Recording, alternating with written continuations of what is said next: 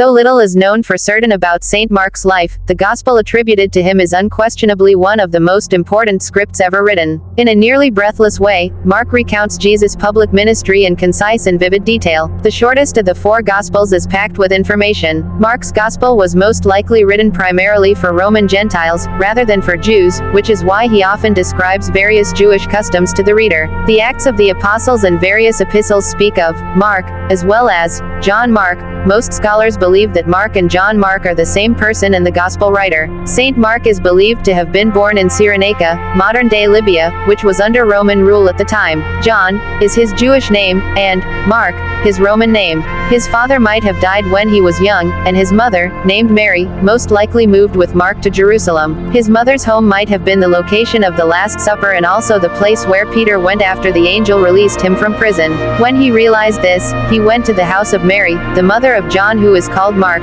where there were many people gathered in prayer. Acts 12:12.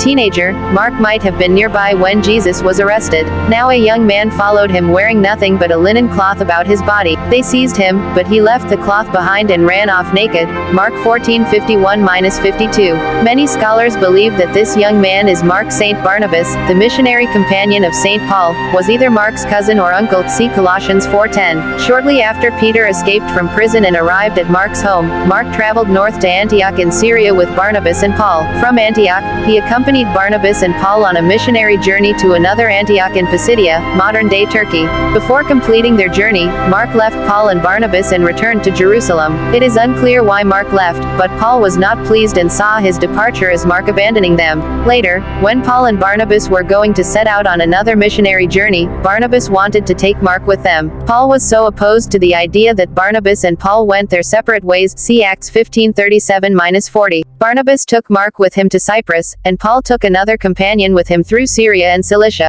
Mark appears to have been close to the Apostle Peter, because Peter refers to him as Mark, my son, 1 Peter 5:13, in a letter addressed to several Christian communities. Peter sent greetings to them all from Mark, indicating that Mark was also well known to those communities. That letter from Peter was most likely written from Rome, where Peter would later be martyred. It might be that, while Mark was with Peter in Rome, he wrote his gospel at Peter's request, basing it on Peter's preaching. Though St. Paul and Mark initially had a difficult relationship as a result of Mark's early departure from Paul and Barnabas' missionary journey, they became close toward the end of Paul's life. Paul refers to him affectionately in a few letters he wrote from prison, calling him his co-worker and indicating that Mark had been very helpful to him. See Philemon 1:24, Colossians 4:10-11, 2 Timothy 4:11. According to later traditions, Mark was ordained a bishop and sent to Alexandria, Egypt, to preach the gospel that he himself wrote and established the first church in Africa. He is therefore considered the first bishop of Alexandria.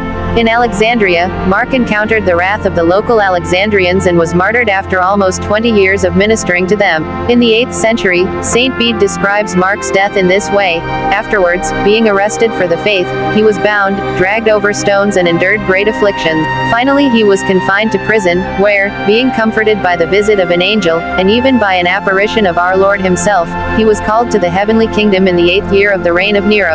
As a child, St. Mark could never have imagined what would become of his life. Not only did he come to know the Messiah as a youth, he later became a bishop and the first to bring the gospel to the continent of Africa. Most importantly, he became one of God's most powerful evangelists by faithfully writing down the life of Christ for others to read. Since that time, countless people have read his words, meditated on their meaning, been converted in the depths of their hearts, and given their lives over to Christ. Ponder the significance of this one man. It appears he began his life fearful of his mission. He ran when Jesus was arrested, left Barnabas and Paul on their missionary journey, but he didn't give up. He turned back to the mission and ultimately died a martyr, bestowing on us one of the greatest treasures ever given. If you feel regret at any failure, or even numerous failures in your life, take inspiration from St. Mark. Failures can be remedied. Recommit yourself to God's mission, and know that, if you do, God will use you in unimaginable ways.